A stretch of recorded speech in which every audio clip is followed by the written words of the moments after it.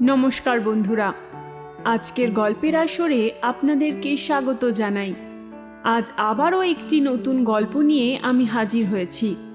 আজ আমার নিবেদন কবিগুরু রবীন্দ্রনাথ ঠাকুর রচিত যজ্ঞেশ্বরের যজ্ঞ। একসময় যজ্ঞেশ্বরের অবস্থা ভালোই ছিল। এখন প্রাচীন ভাঙা কোঠা বাড়িটাকে সাপ ব্যাং বাদুড়ের হস্তে সমর্পণ করিয়া খোড়ো ঘরে ভগবদ্গীতা লইয়া কাল যাপন করিতেছেন। 11 বৎসর পূর্বে তাহার মেয়েটি যখন জন্মিয়াছিল, তখন বংশের সৌভাগ্যশশী কৃষ্ণপক্ষের শেষ কলায় আসিয়া ঠেকিয়াছে। সেই জন্য সাধ করিয়া মেয়ের নাম রাখিয়াছিলেন কমলা। ভাবিয়াছিলেন যদি এই কৌশলে ফাঁকি দিয়া চঞ্চলা লক্ষ্মীকে কন্যারূপে ঘরে ধরিয়া রাখিতে পারেন।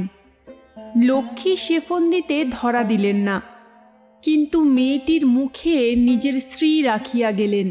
বড় সুন্দরী মেয়ে। মেয়েটির বিবাহ সম্বন্ধে যজ্ঞেশ্বরের যে খুব উচ্চ আশা ছিল তাহা নহে। কাছাকাছি যে কোনো একটি সৎপাত্রে বিবাহ দিতে তিনি প্রস্তুত ছিলেন, কিন্তু তাহার জ্যাঠাইমা তাহার বড় আদরের কমলাকে বড় ঘর না হইলে দিবেন না পণ করিয়া বসিয়া আছেন। তাহার নিজের হাতে অল্প কিছু সঙ্গতি ছিল। ভালো পাত্র পাইলে তাহা বাহির করিয়া দিবেন স্থির করিয়াছেন। অবশেষে জ্যাঠাইমার উত্তেজনায় শাস্ত্রাধ্যয়ন গুঞ্জিত শান্ত পল্লীগৃহ ছাড়িয়া যজ্ঞেশ্বর পাত্র সন্ধানে বাহির হইলেন। রাজশাহীতে তাহার এক আত্মীয় উকিলের বাড়িতে গিয়া আশ্রয় লইলেন। এই উকিলের মক্কেল ছিলেন জমিদার গৌর সুন্দর চৌধুরী। তাহার একমাত্র পুত্র বিভূতিভূষণ এই উকিলের অভিভাবকতায় কলেজে পড়াশোনা করিত। ছেলেটি কখন যে মেয়েটিকে আসিয়া দেখিয়াছিল তাহা ভগবান প্রজাপতিই জানিতেন, কিন্তু প্রজাপতির চক্রান্ত যজ্ঞেশ্বরের বুঝিবার সাধ্য ছিল না। তাই বিভূতি সম্বন্ধে তাহার মনে কোনো প্রকার দুরাশা স্থান পায় নাই। নিরীহ যজ্ঞেশ্বরের অল্প আশা, অল্প সাহস। বিভূতির মতো ছেলে যে তাহার জামাই হইতে পারে, এ তাহার সম্ভব বলিয়া বোধ হইল না। উকিলের যত্নে একটি চলনসই পাত্রের সন্ধান পাওয়া গেছে। তাহার বুদ্ধিশুদ্ধি না থাক, বিষয় আশয় আছে। পাশ একটিও দেয় নাই বটে, কিন্তু কালেক্টরিতে ৩,২৭৫ টাকা খাজনা দিয়া থাকে। পাত্রের দল একদিন আসিয়া মেয়েটিকে পছন্দ করিয়া ক্ষীরের ছাঁচ, নারিকেলের মিষ্টান্ন ও নাটোরের কাঁচাগোল্লা খাইয়া গেল। বিভূতি তাহার অনতিকাল পরে আসিয়া খবর শুনিলেন। যজ্ঞেশ্বর মনের আনন্দে তাহাকেও কাঁচাগোল্লা খাওয়াইতে উদ্যত হইলেন, কিন্তু ক্ষুধার অত্যন্ত অভাব জানাইয়া বিভূতি কিছু খাইল না।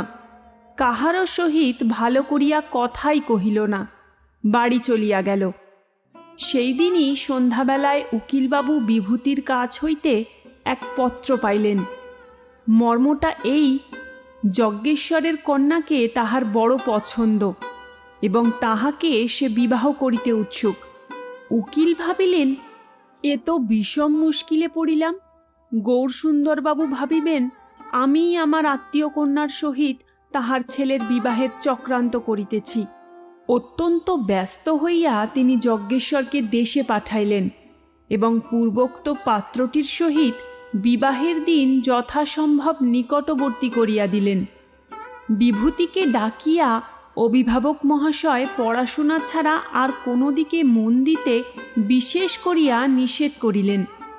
শুনিয়া রাগে বিভূতির জেদ 4 গুণ বাড়িয়া গেল।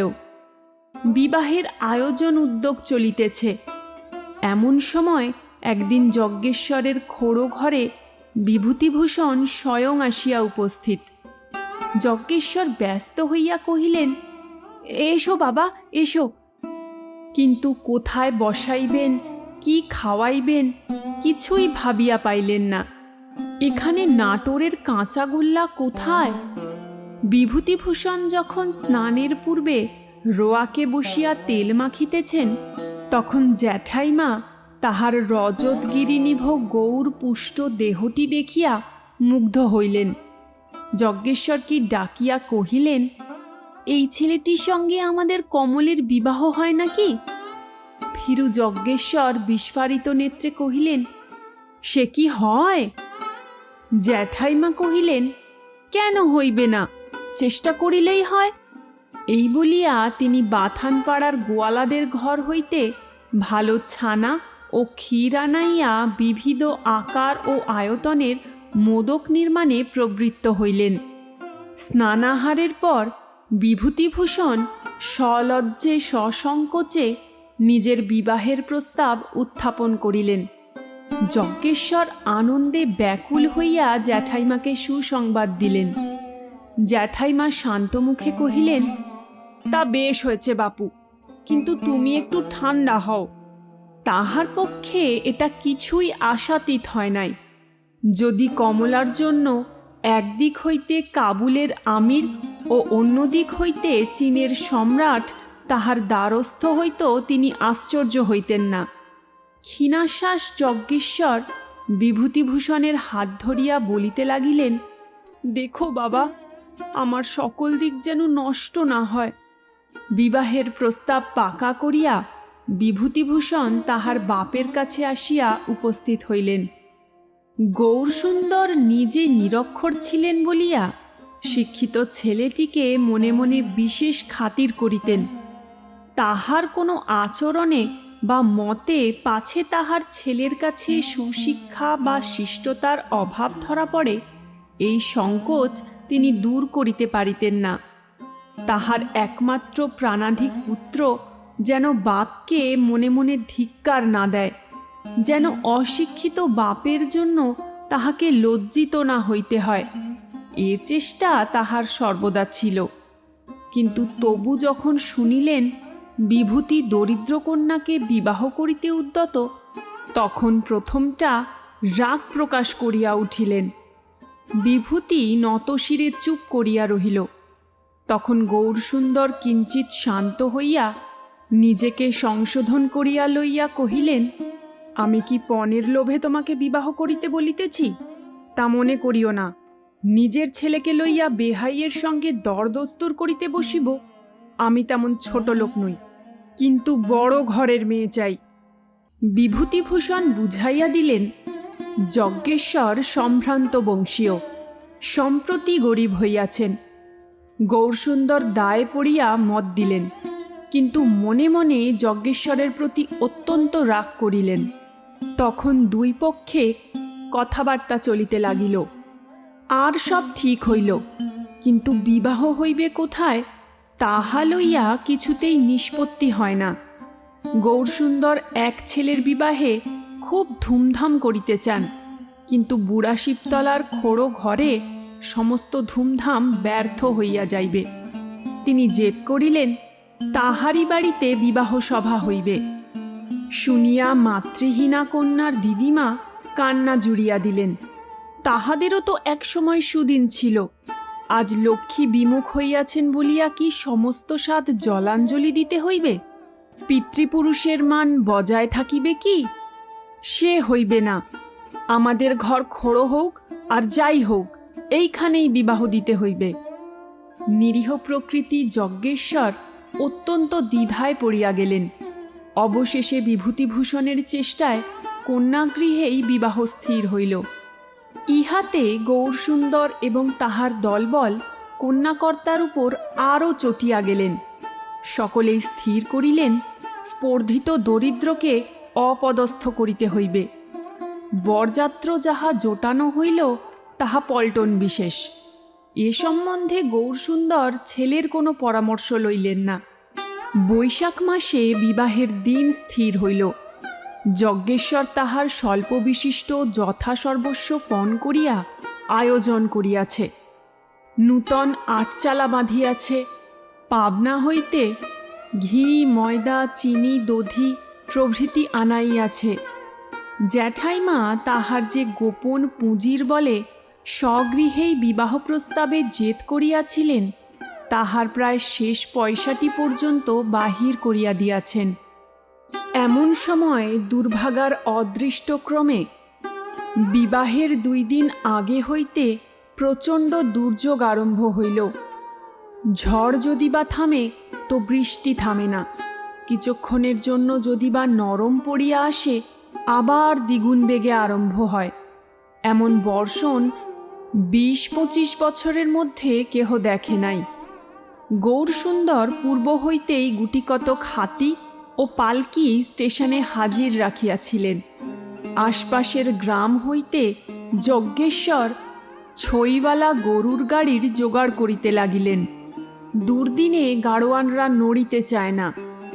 হাতে পায়ে ধরিয়া দ্বিগুণ মূল্য কবুল করিয়া যজ্ঞেশ্বর তাহাদের রাজি করিলেন। বরযাত্রের মধ্যে যাহাদিগকে গরুর গাড়িতে চড়িতে হইল তাহারা চটিয়া আগুন হইল। গ্রামের পথে জল দাঁড়াইয়া গেছে, হাতির পা বসিয়া যায়, গাড়ির চাকা ঠেলিয়া তোলা দায় হইল। তখনও বৃষ্টির বিরাম নাই। বরযাত্রগণ ভিজিয়া কাদা মাখিয়া বিধি বিড়ম্বনার প্রতিশোধ কন্যাকর্তার উপর তুলিবে বলিয়া মনে মনে স্থির করিয়া রাখিল। হতভাগ্য যজ্ঞেশ্বরকে এই অসাময়িক বৃষ্টির জন্য জবাবদিহি করিতে হইবে। বর সদল বলে কন্যাকর্তার কুটিরে আসিয়া পৌঁছিলেন। অভাবনীয় লোকসমাগম দেখিয়া গৃহস্বামীর বুক দমিয়া গেল। ব্যাকুল যজ্ঞেশ্বর কাহাকে কোথায় বসাইবেন ভাবিয়া পান না। কপালে করাঘাত করিয়া কেবলই বলিতে থাকেন, বড় কষ্ট দিলাম, বড় কষ্ট দিলাম। যে আটচালা বানাইয়াছিলেন তাহার চারিদিক হইতে জল পড়িতেছে। বৈশাখ মাসে যে এমন শ্রাবণধারা বহিবে তাহা তিনি স্বপ্নেও আশঙ্কা করেন নাই। গণ্ডগ্রামের ভদ্র অভদ্র সমস্ত লোকই যজ্ঞেশ্বরকে সাহায্য করিতে উপস্থিত হইয়াছিল। সংকীর্ণ স্থানকে তাহারা আরও সংকীর্ণ করিয়া তুলিল এবং বৃষ্টির কল্লোলের উপর তাহাদের কলরব যোগ হইয়া একটি সমুদ্র মন্থনের মতো গোলমালের উৎপত্তি হইল। পল্লী বৃদ্ধগণ ধনী অতিথিদের সম্মাননার উপযুক্ত উপায় না দেখিয়া যাহাকে তাহাকে ক্রমাগতই জোড় হস্তে বিনয় করিয়া বেড়াইতে লাগিল। বরকে যখন অন্তঃপুরে লইয়া গেল তখন ক্রুদ্ধ বরযাত্রীর দল রব তুলিল তাহাদের ক্ষুধা পাইয়াছে, আহার চাই। মুখ পাংশুবর্ণ করিয়া যজ্ঞেশ্বর গলায় কাপড় দিয়া সকলকে বলিলেন, আমার সাধ্যমতো যাহা কিছু আয়োজন করিয়াছিলাম সব জলে ভাসিয়া গেছে। দ্রব্য সামগ্রী কতক পাবনা হইতে পথের মধ্যে, কতক বা ভগ্নপ্রায় পাকশালায় গলিয়া গুলিয়া উনান নিবিয়া একাকার হইয়া গেছে। সহসা উপযুক্ত পরিমাণ আহার্য সংগ্রহ করা যাইতে পারে বুড়া শিবতলা এমন গ্রামই নহে। গৌরসুন্দর যজ্ঞেশ্বরের দুর্গতিতে খুশি হইলেন। কহিলেন, এতগুলা মানুষকে তো অনাহারে রাখা যায় না, কিছু তো উপায় করিতে হইবে। বরযাত্রগণ খেপিয়া উঠিয়া মহা হাঙ্গামা করিতে লাগিল। কহিল, আমরা স্টেশনে গিয়া ট্রেন ধরিয়া এখনই বাড়ি ফিরিয়া যাই। যজ্ঞেশ্বর হাত জোড় করিয়া কহিলেন, একেবারে উপবাস নয়, শিবতলার ছানা বিখ্যাত, উপযুক্ত পরিমাণে ছানা কদমা সংগ্রহ আছে। আমার অন্তরের মধ্যে যাহা হইতেছে তাহা অন্তর্যামীই জানেন। যজ্ঞেশ্বরের দুর্গতি দেখিয়া বাথানপাড়ার গোয়ালারা বলিয়াছিল, ভয় কি ঠাকুর, ছানা যিনি যত খাইতে পারেন আমরা যোগাইয়া দিব। বিদেশের বরযাত্রীগণ না খাইয়া ফিরিলে শিবতলা গ্রামের অপমান, সেই অপমান ঠেকাইবার জন্য গোয়ালারা প্রচুর ছানার বন্দোবস্ত করিয়াছে। বরযাত্রগণ পরামর্শ করিয়া জিজ্ঞাসা করিল, যত আবশ্যক ছানা যোগাইতে পারিবে তো? যজ্ঞেশ্বর কথঞ্চিত আশান্বিত হইয়া কহিল, তা পারিব। আচ্ছা, তবে আনো। বলিয়া বরযাত্রগণ বসিয়া গেল। গৌরসুন্দর বসিলেন না, তিনি নীরবে এক প্রান্তে দাঁড়াইয়া কৌতুক দেখিতে লাগিলেন। আহার স্থানের চারিদিকেই পুষ্করিণী ভরিয়া উঠিয়া জলে কাদায় একাকার হইয়া গেছে।